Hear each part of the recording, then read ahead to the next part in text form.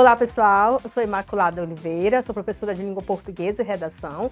A gente vai continuar a nossa revisão que a gente vem fazendo neste projeto do Governo do Estado do Maranhão, através da Secretaria Estadual de Educação, no cursinho preparatório para o Enem e para o EMA, e essa revisão vai ser voltada especificamente para o Enem, né? A gente revisar os conteúdos que a gente viu, a forma de responder questões, na perspectiva da própria banca, por isso que a gente traz aqui as questões do Enem. Se vocês quiserem conferir de forma mais detalhada, baixar o material, vocês podem aqui neste link que vocês vão ter acesso a todas as questões que a gente vem respondendo nesta revisão. A gente vai continuar aqui tratando de textos, neste caso de interpretação de notícias. É importante, principalmente nesse contexto que a gente vive atualmente, são muitas notícias que circulam na sociedade, em todas as esferas, na internet, e é importante, enquanto estudante, a gente saber lidar com essas notícias, fazer a leitura, interpretar, né, e ter o nosso senso crítico referente àquilo que a gente está lendo. Então, com base nesses tipos de textos que a gente vai trabalhar um pouco da interpretação textual. Enem 2019. De vez em quando, nas redes sociais, a gente se pega compartilhando notícias falsas, fotos modificadas, boatos de todo tipo. O problema é quando a matéria é falsa. E pior ainda, é se uma matéria falsa que não foi criada por motivos humorísticos ou literários. Sim, considero o jornalismo ficcional uma interessante forma de literatura. Mas para prejudicar a imagem de algum partido ou de algum político, não importa de que posição ou tendência, né? Então a gente tem mesmo essa questão da notícia, das informações, e aqui a questão de matéria falsa, a gente vê muito hoje titulado como o nome fake news. Isso é muito comum nas notícias que vão circulando na sociedade de modo geral. Inventa-se uma arbitrariedade ou falcatrua, joga-se nas redes sociais e aguarda-se o resultado. Nesse caso, a multiplicação da notícia falsa, que está sempre sujeita a ser denunciada juridicamente, com injúria, calúnia ou difamação, se dá em várias direções. Antes de curtir, comentar ou compartilhar, procuro checar as fontes e aos links originais. Então, a gente tem essa descrição desse texto, das informações, né? E aí, com base nisso, nessa notícia, a gente vem para o enunciado da questão. O texto expõe a preocupação de uma leitora de notícias online de que o compartilhamento de conteúdos falsos pode ter como consequência a... Então, a gente tem, primeira coisa nesse texto, a gente percebe qual é a temática, né? São das informações que circulam na sociedade e muitas vezes, algumas informações, elas serem falsas, né? E aí a leitora, no final, ela fala, né? Diante disso, né? De muitas coisas que essa notícia falsa, ela pode ser denunciada juridicamente e, em razão de vários fatores, a gente vê que no final ela fala... antes de curtir, comentar ou compartilhar, procuro checar as fontes e ir aos links originais. Então, a gente tem esse teor geral referente ao texto lido. E aí o enunciado fala justamente, né, que o texto está expondo a preocupação de uma leitora de notícias online de que o compartilhamento de conteúdos falsos pode ter como consequência a... O que a gente poderia ter com base no texto, obviamente, como consequência ao compartilhar conteúdos ou informações falsas. Claro que a gente tem a nossa visão de mundo referente a isso, mas a gente tem que ir na perspectiva do texto, né? Então, sempre eu gosto de frisar isso, porque às vezes a gente quer interpretar, mas, sobretudo, levar em consideração a nossa perspectiva. Claro que o que a gente entende é importante, mas a gente parte do texto para fazer essas interpretações gerais. Letra A. Displicência natural, né? Das pessoas que navegam pela internet, é isso que a gente tem como consequência? Letra B, desconstrução das relações entre jornalismo e literatura, e aí a gente até pode pensar, se eu for lá no texto, ele traz um pouco, fala dessa relação de literatura relacionada com o jornalismo, mas será que é isso que está diretamente relacionado a uma consequência do compartilhamento de conteúdos falsos? Letra C, pela impossibilidade de identificação da origem dos textos. Ela fala lá no final que ela usa, sempre vai checar, né, o texto, a origem, mas será que é isso que é a consequência? Embora seja uma informação que está lá no texto. Letra D, disseminação de ações criminosas na internet.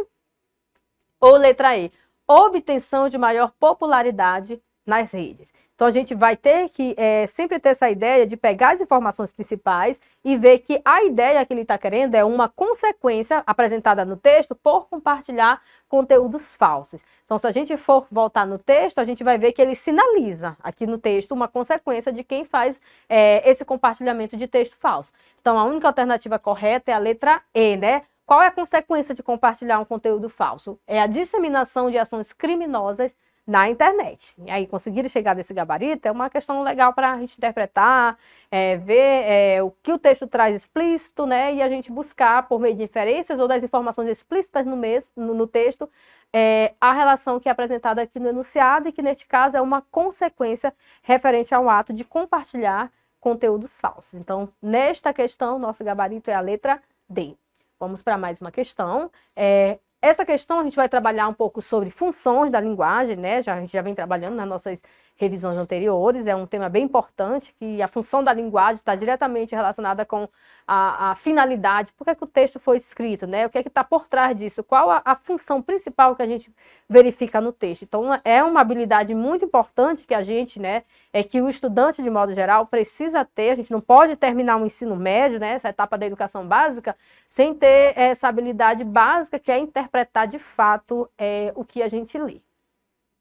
Enem 2021. Aqui a gente tem uma espécie de uma palavra dicionarizada, né? Como se ela estivesse lá no verbete, quando a gente vai para o dicionário, que a gente tem o termo, a gente tem a sigla, se é o substantivo masculino, depende de qual verbete, a gente tem uma estruturação desse gênero textual, né? Que o verbete ele é um gênero textual. Aí a gente tem o título, aniversário, né? O que é que significa aniversário? Aí vem a descrição. É o dia que recebo o maior número de ligações no meu celular. É sinônimo de doce, é festejar o próprio ser, é receber os abraços mais gostosos, é um bolo de chocolate vegano. Obrigado, mãe. É quando eu esqueço que não importa, é o dia em que eu me dou folga das folgas que a vida não me dá. É quando seus amigos se juntam para comprar a nova coleção de livros do Harry Potter para você. Valeu, galera. É a felicidade fazendo visita. É um balão imaginário que tem gosto de amor e cheirinho de infância. Então a gente tem esse texto, na verdade é uma descrição, uma apresentação do que sinaliza essa ideia de aniversário. Então a gente vai ver que tem uma certa diferença das definições que geralmente a gente encontra quando a gente vai buscar a palavra dicionarizada, né? Mas isso a gente vai ver com o enunciado da questão. Nessa simulação de verbete, olha só, nessa simulação, por que simulação? Porque se vocês forem pegar lá no dicionário, Aurélio, Micaele, se vocês forem olhar o que é que significa aniversário ou uma outra palavra, vem dizendo diz respeito e vem definindo de fato a descrição do que significaria a palavra. Mas a gente vê aqui que vem a palavra aniversário, vem na mesma estrutura, mas ele não traz a definição, é como se ele estivesse expressando o sentimento de uma pessoa referente ao que sinaliza a palavra aniversário. E a gente precisa ter essa visão enquanto leitor e saber fazer essa relação, né?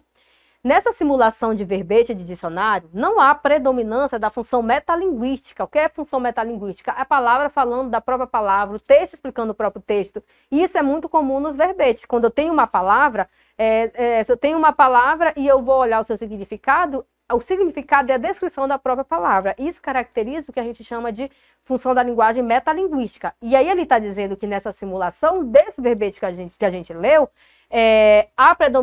não há a predominância da metalinguística, ou seja, não há uma explicação do que seria a palavra aniversário, como seria de esperar, né? O que de fato a gente verifica. Se vocês deram uma pausa aqui, for olhar no dicionário, pode até botar no dicionário online, pesquisem lá, qualquer palavra, vocês vão ver que é uma explicação da palavra, o que não aconteceu aqui nessa simulação de verbete. Identificam-se elementos que subvertem o gênero por meio da incorporação marcante de características da função. Se a gente voltar aqui, qual é a função da linguagem? Que a gente tem esse aspecto diretamente relacionado com esse aspecto que a gente vê aqui nessa descrição. Tem uma função da linguagem que isso é muito forte, né? É o dia que eu recebo, né? Implícito eu, né? O dia que recebo maior número de ligação, esse nome de doce, é festejar, é receber os abraços mais gostosos, essa parte bem emotiva que a gente está percebendo que o eu lírico está apresentando aqui nessa definição. Então, ele quer mostrar, ele quer que a gente perceba, para a gente identificar, verificar, na verdade, características marcantes da função. Então, eu tenho que olhar lá e ver qual função é muito marcante, a forma com que essa informação lá nesse texto foi apresentada. Letra A, é a função da conativa, como em valeu, galera? Qual é a característica da função conativa ou apelativa? A gente sabe que ela, sobretudo, é convencer, né? alguém a alguma coisa. Será que é isso que a gente tem lá no texto? A gente vê que não. Letra B, função referencial, como em festejar o próprio ser. A função referencial, ela tem como ideia principal repassar uma informação, né? A gente vê que lá no texto que a gente leu, não está apenas repassando uma informação, ela está dando uma certa ênfase, né, na subjetividade. A gente vê que não é meramente não é apenas uma função referencial, não está como foco principal. Letra C, poética, como em é a felicidade fazendo visita. Será que é a função poética? Letra D, emotiva, como em é quando eu esqueço o que não importa. E aí, tem que lembrar das funções da linguagem para a gente poder acertar o gabarito. Ou letra E, fática, como em é o dia que recebo o maior número de ligações no meu celular.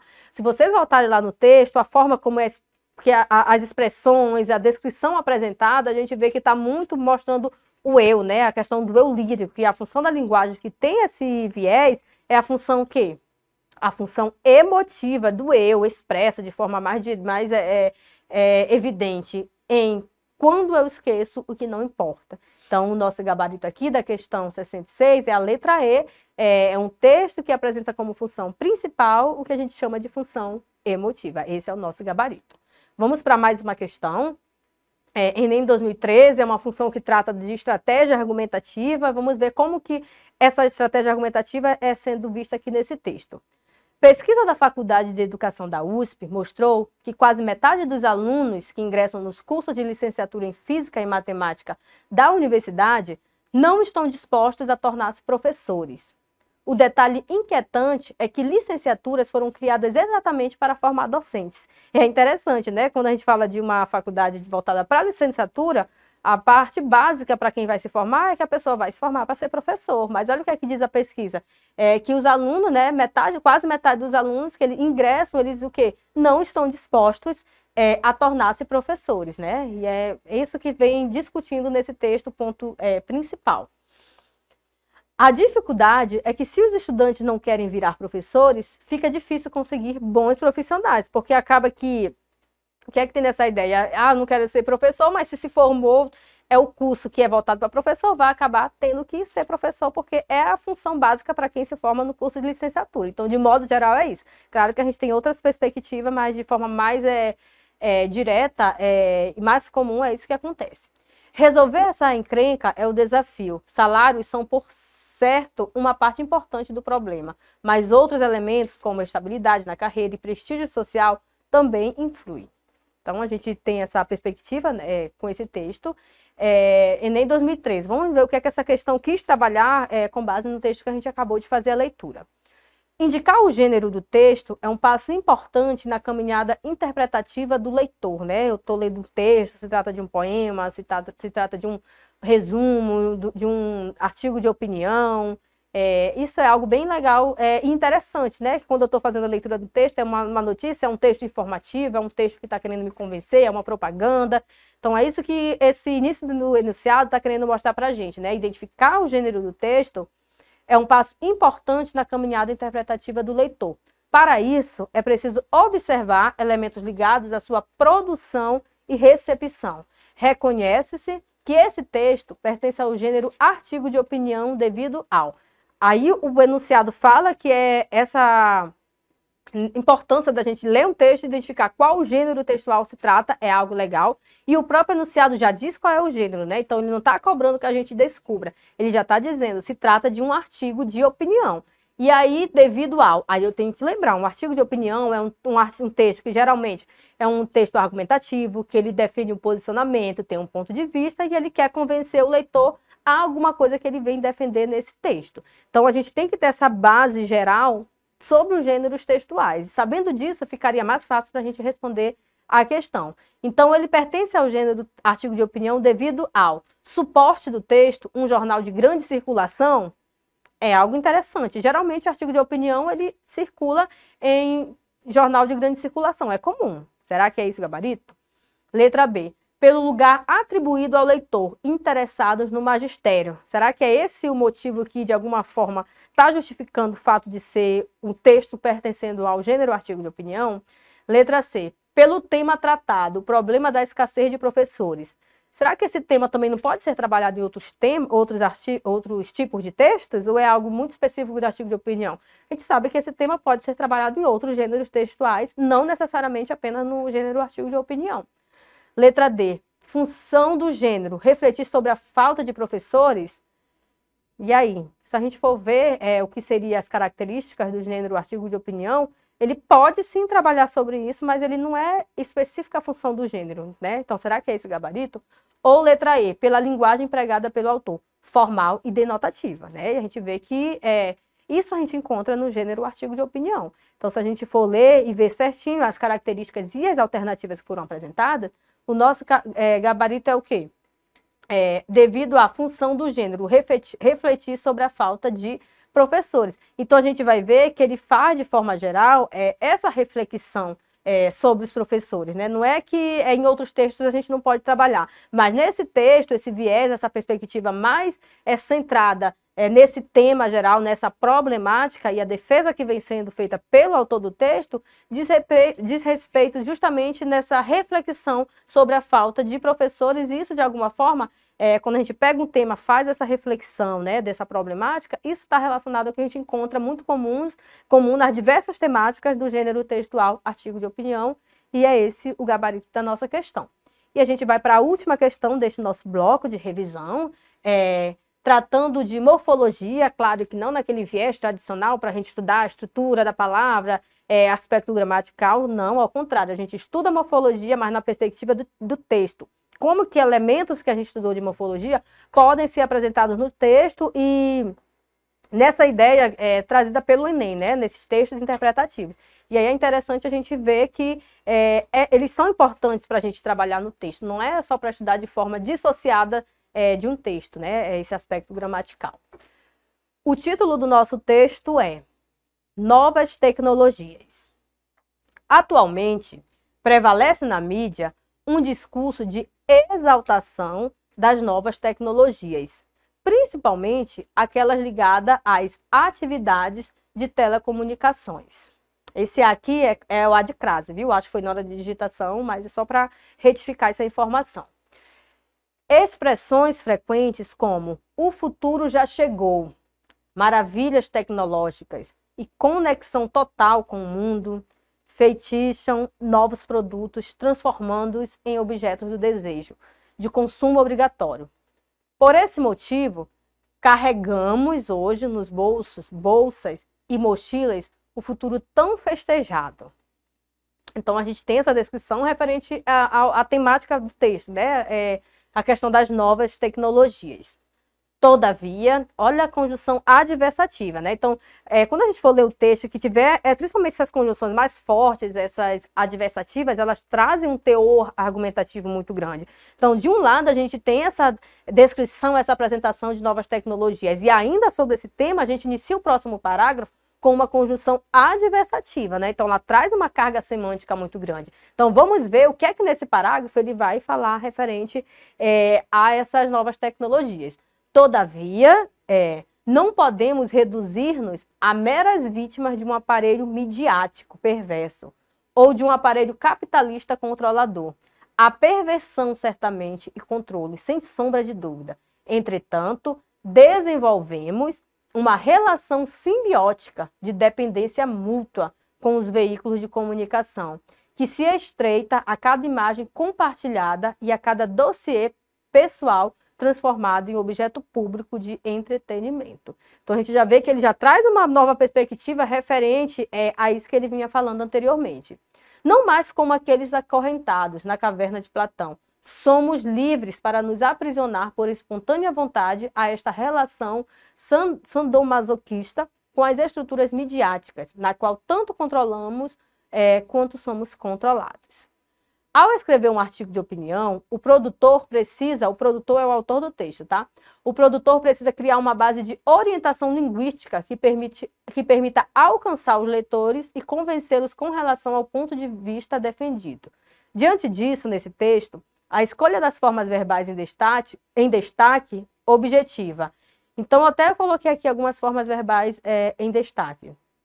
Carregamos, olha só. Primeira pessoa no plural. Quando eu escrevo um texto, que vocês estão escrevendo uma dissertação, vocês colocam, para amenizar o problema, precisa-se de novas medidas. Eu tenho uma informação, mas quando eu coloco precisamos de novas medidas, eu coloco uma carga semântica muito grande. Por quê? Eu uso a primeira pessoa do plural e eu estou incluindo muitas pessoas. Tem uma carga semântica muito mais forte. Precisamos, devemos. Por quê? Porque mostra uma intencionalidade de um grupo maior de pessoas em prol de determinada coisa. Então, quando eu coloco carregamos, ou seja, nós carregamos, o próprio produtor, ele se inclui. Nós carregamos hoje nos bolsos, desenvolvemos, ou seja, nós desenvolvemos uma relação simbiótica, ele se coloca e coloca o leitor também diante dessa argumentação. Somos livres, ou seja, nós somos livres e somos controlados lá no final. Então, isso é uma estratégia argumentativa quando a gente tem no texto, né? Essa organização verbal, por isso que a gente trata de morfologia. Então, nesse texto, a escolha das formas verbais em destaque, objetivo. Então, quando ele usa esse verbo, principalmente em primeira pessoa do plural, qual o objetivo que a gente tem? Criar relação de subordinação entre leitor e autor, já que ambos usam as novas tecnologias. B, enfatizar a probabilidade de que toda a população brasileira esteja aprisionada às novas tecnologias. D, indicar de forma seara o ponto de vista de que hoje as pessoas são controladas pelas novas tecnologias. D, tornar o leitor corpartícipe do ponto de vista de que ele manipula as novas tecnologias e por elas é manipulado. Ou letra E, demonstrar ao leitor sua parcela de responsabilidade por deixar que as novas tecnologias controlem as pessoas. E aí a gente volta lá, vocês vão voltar lá para os verbos que eu coloquei em destaque e olhando essa questão argumentativa, né?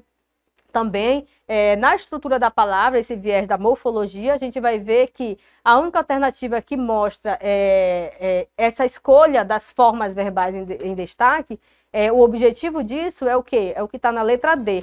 Tornar o leitor corpartícipe do ponto de vista de que ele manipula as novas tecnologias e por elas é manipulado. Então, esse é o nosso gabarito. A gente encerra esse bloco, né, de questões e a gente vai se encontrar nas próximas revisões.